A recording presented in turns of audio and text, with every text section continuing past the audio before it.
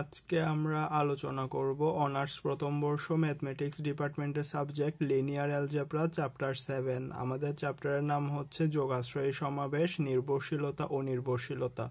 এই চ্যাপ্টারের আমরা বেশ কয়েকটা পার্ট আমাদের চ্যানেলে আপলোড করছিলাম। আমরা সেই চ্যানেলে এরকম সেম রিলেটেড ম্যাথই দেখছিলাম, তবে এটা একটু অন্যরকম, তবে ম্যাথগুলোর নিয়ম সবগুলাই সেম।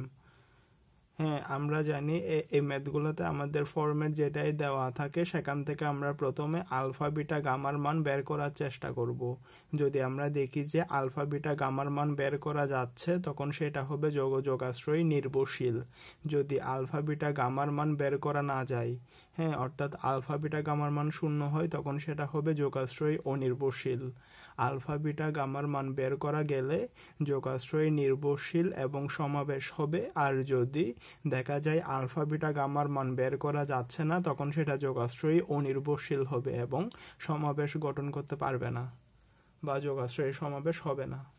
এটা হচ্ছে ম্যাথের মূল কনসেপ্ট। তো আমরা যদি এখন এই ম্যাথটা সমাধান করি তাহলে আমাদের কি বলছে, b1 b2 b3 ভেক্টর সমূহ যোগাশ্রয়ী ও নির্ভরশীল হইলে দেখাও যে এই তিনটা ভেক্টর সমূহ যোগাশ্রয়ী ও নির্ভরশীল হবে। অর্থাৎ আমাদেরকে যেহেতু বলাই আছে যে যোগাশ্রয়ী ও নির্ভরশীল হবে, তার মানে আমরা এখান থেকে ম্যাথ করতে গিয়ে দেখবো যে আমাদের আলফা বিটা গামার মান বের করা যাবে না বা আলফা বিটা গামার মান 0 আসবে, কারণ এখানে বলা আছে যোগাশ্রয়ী অনির্ভরশীল হবে। যোগাশ্রয়ী অনির্ভরশীল হলে আলফা বিটা গামার মান 0 হয়। তো আমরা এখন যদি এখানে করি তাহলে হচ্ছে আমরা প্রথমে কি লিখব, আমাদের তিনটা ভেক্টর দেওয়া আছে। এই ম্যাথগুলো করার একটা সূত্র আছে। সূত্রটা কি? সূত্রটা হচ্ছে আমরা জানি ইউ সমান alpha u1 plus beta u2 আর একটা হচ্ছে কি গামা u3। এখানে আমরা এটার পরিচয় দিই। এখানে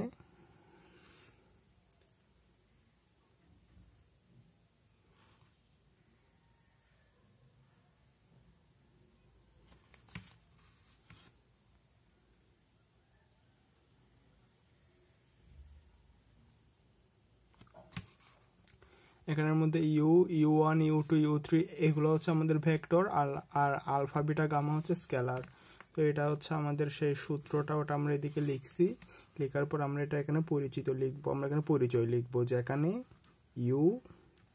u1 u2 u3 এগুলো হচ্ছে আমাদের ভেক্টর ক্ষেত্র বা ভেক্টর, আর আলফা বিটা গামা হচ্ছে স্কেলার। তারপর আমরা এখানে ধরে নিব, আমরা লিখব ধরি u1 ইজ ইকাল টু প্রথম ভেক্টরটা, তার মানে b1 plus b2 minus 2b3, ওটা হচ্ছে u1। তারপরে u2 হচ্ছে কি b1 minus b2 minus b3, 2 নাম্বারটা হচ্ছে u2। তারপরে একাধিকে যদি আমরা u3 লিখি তাহলে u3 ইজ ইকাল টু হবে b1 প্লাস b3। তারপর এখানের মধ্যে ইউটা আমাদের দেওয়া নাই, তো ইউটা আমাদের অনেক ক্ষেত্রে দেওয়া থাকে আর অনেক ক্ষেত্রে দেওয়া থাকে না। ইউটা দেওয়া থাকলে আমরা লিখবো, দেওয়া না থাকলে আমরা 0 0 লিখবো। আমরা এখানের মধ্যে যদি 2টা থাকতো তাহলে আমরা 0 0 লিখতাম, যেহেতু এখানে 3টা, ওই জন্য ইউর ক্ষেত্রে আমরা 0 0 0 মানে 3টা লিখবো। তারপর আমরা যদি 1 নম্বর সমীকরণে যেটা পাইছি ওটা যদি এদিক দিয়ে লিখি তাহলে হচ্ছে এখন ইউ সমান alpha u1 plus beta u2 plus gamma u3, এটা লিখছি। ইউর জায়গায় আমরা 0 0 0 লিখছি, ওই জন্য 0 0 0 বসাই দিব। আলফাটা হচ্ছে স্কেলার, আলফাটা আলফার মতো থাকবে। u1 এর জায়গায় যেটা ধরছি b1 plus b2 minus 2b3 ওটা লিখবো। বিটাটা বিটার জায়গায় থাকবে, u2 জায়গায় b1 minus b2 minus b3 লিখবো। গামাটা গামার জায়গায় থাকবে, গামার জায়গায় u3 জায়গায় কি লিখছিলাম b1 প্লাস b3। এবার আমরা গুণ করে দিব। হ্যাঁ, আমরা এই চ্যাপ্টারটা শুরু করছি, আজকে হচ্ছে আমাদের এই চ্যাপ্টারের যথাসম্ভব মনে হয় 4 নাম্বার ক্লাস। আমরা এর আগে আরো 3টা ক্লাস করাইছিলাম, ওই 3টা ক্লাস আমরা দেখাইছি যে এগুলো আসলে কেমনে গুণ করতে হয়, কেমনে যোগ করতে হয়। ওগুলা আমাদের অন্যান্য ম্যাথের ক্ষেত্রে কেন কমা দিয়ে দিয়েছিল, এটা একটু অন্য ধরনের ম্যাথ, ওই জন্য প্লাস দেওয়া আছে। তো আমরা কমা দিয়ে কমার ম্যাথগুলো কেমনে করছিলাম ওগুলো চাইলে আমাদের চ্যানেলের প্লেলিস্টে দেখে আসতে পারেন। তো আমরা যদি এখন আলফা দিয়ে গুণ করে দিই, alpha B1, alpha B2, alpha B3,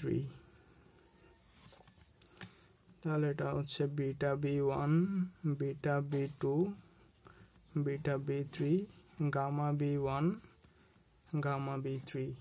তো এখান থেকে আমরা যদি B1 কমন নিই তাহলে হচ্ছে কি দাঁড়াচ্ছে, এখানে প্রথমটা থেকে আলফা, তারপর এখানে B1 আর কোন জায়গায় আছে, তাহলে হচ্ছে এটা হবে প্লাস বিটা।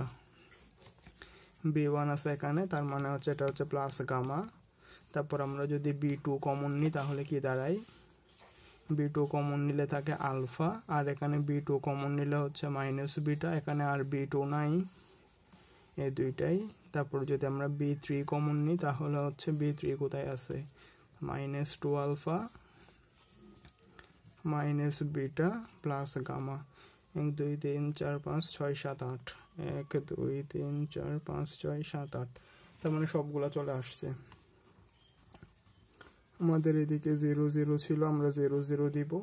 এবার আমরা যদি B1 B2 B3 বাদ দিয়ে শুধু এখানে যেগুলো আছে ভিতরে ওগুলা নিয়ে হিসাব করি তাহলে আমাদের এটা আমরা প্রথমটাকে 1 নাম্বার সমীকরণ দিছি, এরপরে এটাকে আমরা 2 নাম্বার সমীকরণ দিব। তো আমরা এখানে B1 B2 B3 যদি হিসাবের বাইরে রেখে শুধু এখানে আলফা বিটা যেগুলো আছে ওগুলা নিয়ে হিসাব করি তাহলে আমরা 3টা সমীকরণ দাঁড় করাতে পারবো। Alpha plus beta plus gamma সমান 0, আলফা মাইনাস বিটা, এখানে গামা নাই তার মানে এখানে 0 ইজ ইকাল টু 0, আর এখানে হচ্ছে -2 alpha minus beta plus gamma is equal to 0। আমরা এখানের মধ্যে এই পাশের এগুলা ইজ ইকাল টু এদিকে 0 0 0 আছে জন্য 0 0 0 লিখছি। আবার এই সমীকরণকে আমরা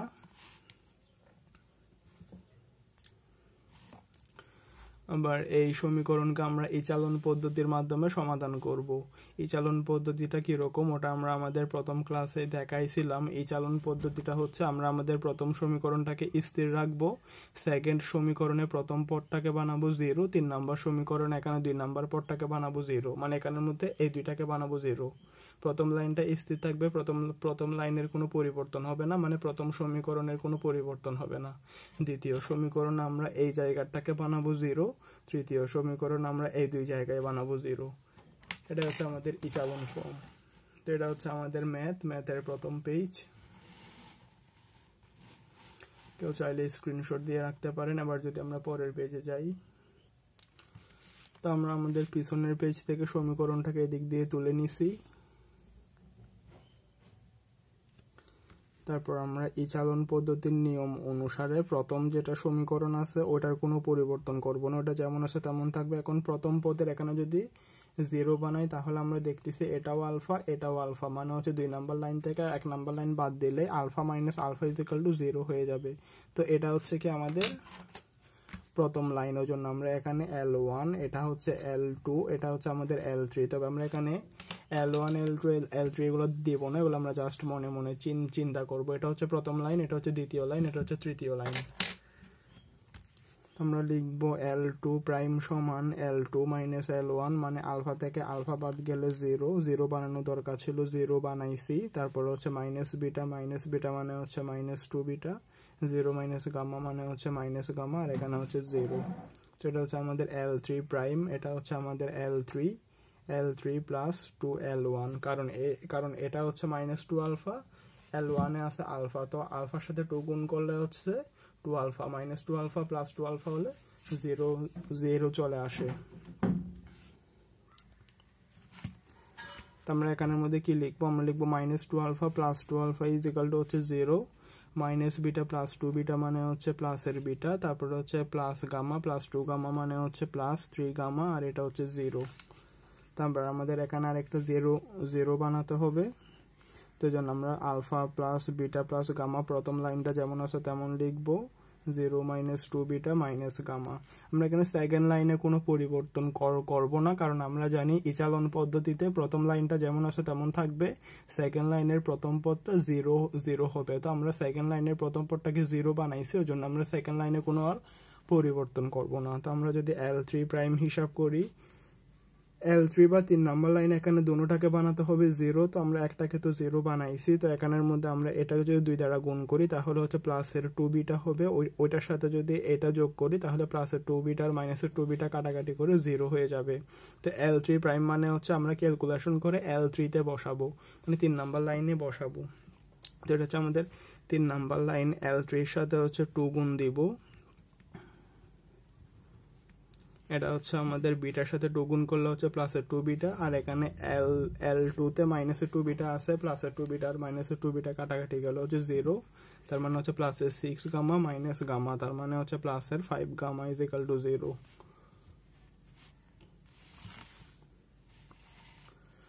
তো এবার আমরা এখানে কি পাইছি, আমরা এখানে ফাইনালি পাইছি 5 গামা ইজ ইকুয়াল টু 0। এখানে যদি আমরা গামার মান বের করি 0/5 মানে হচ্ছে 0, তার মানে আমরা গামার মান পাইছি 0। তারপর এখানে আরেকটা আছে -2 beta minus gamma is equal to 0, তার আমরা beta is equal to gamma divided by -2, গামার মান তো 0, 0/-2 মানে হচ্ছে 0, তার মানে কি, তার মানে বিটার মানও হচ্ছে 0।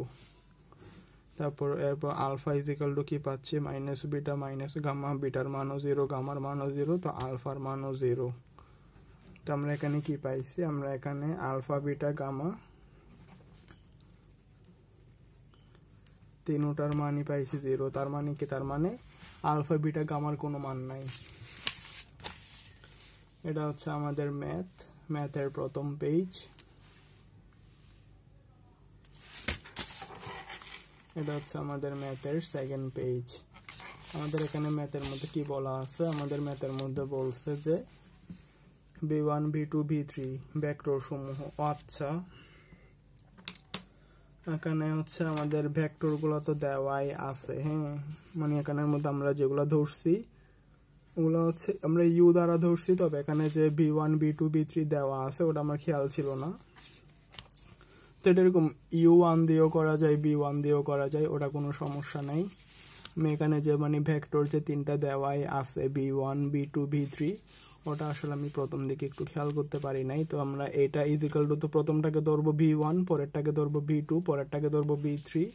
তো এখানে v1 v2 v3 দিয়ে দেওয়া আছে, ওই জন্য আমি u1 দিয়ে ধরছিলাম যাতে করে আমাদের বুঝতে সুবিধা হয়। সমস্যা নেই, b দিয়ে করলেও হবে, u দিয়ে করলেও হবে। তো আমাদের এখানে কি বলছে, আমাদের বলছে v1 v2 v3 ভেক্টর সমূহ যোগাশ্রয়ী অনির্ভরশীল হইলে দেখা হচ্ছে এই তিনটা এগুলাও ভেক্টর সমূহ যোগাশ্রয়ী অনির্ভরশীল হবে। যোগাশ্রয়ী অনির্ভরশীল কখন হয়, যখন আলফা বিটা গামার মান থাকে না, অর্থাৎ আলফা বিটা গামা 0 হয়। যেহেতু আমরা আলফা বিটা গামার মান পাইছি 0, ওই জন্য আমরা বলবো যোগাশ্রয়ী অনির্ভরশীল।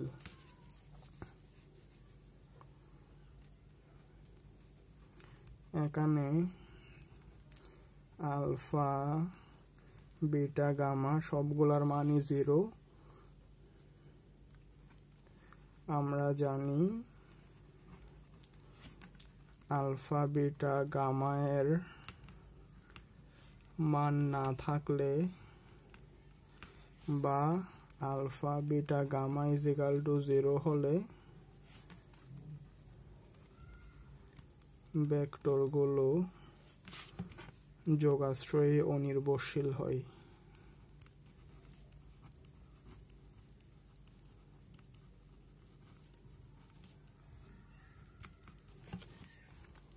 যেহেতু এখানে আলফা সমান বিটা সমান গামা সমান 0, সুতরাং প্রদত্ত ভেক্টরগুলো যোগাশ্রয়ী অনির্ভরশীল হবে।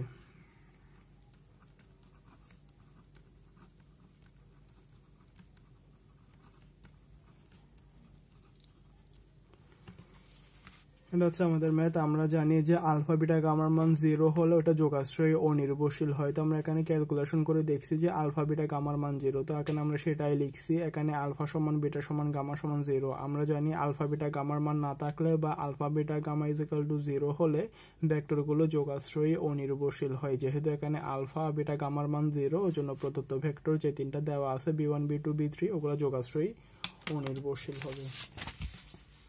তো এটা হচ্ছে আমাদের ম্যাথ। এই ম্যাথগুলোর কনসেপ্ট হচ্ছে এইটাই আমরা লাস্টে দিয়ে যে বাংলা কথাটা লিখছি ওটাই হচ্ছে এই ম্যাথগুলোর কনসেপ্ট, যে আমরা এরকম আলফা বিটা গামার মান বের করে যদি দেখি আলফা বিটা গামার মান পাওয়া যাবে, হ্যাঁ, শূন্য ছাড়া যদি আলফা বিটা গামার কোনো মান থাকে তাহলে আমরা বলবো এরা যোগাশ্রয়ী নির্ভরশীল, অর্থাৎ আলফা বিটা গামার মান বিদ্যমান থাকলে যোগাশ্রয়ী নির্ভরশীল হবে, আর আলফা বিটা গামার মান না থাকলে অর্থাৎ আলফা বিটা গামার মান শূন্য হলে এগুলো যোগাশ্রয়ী অনির্ভরশীল হবে।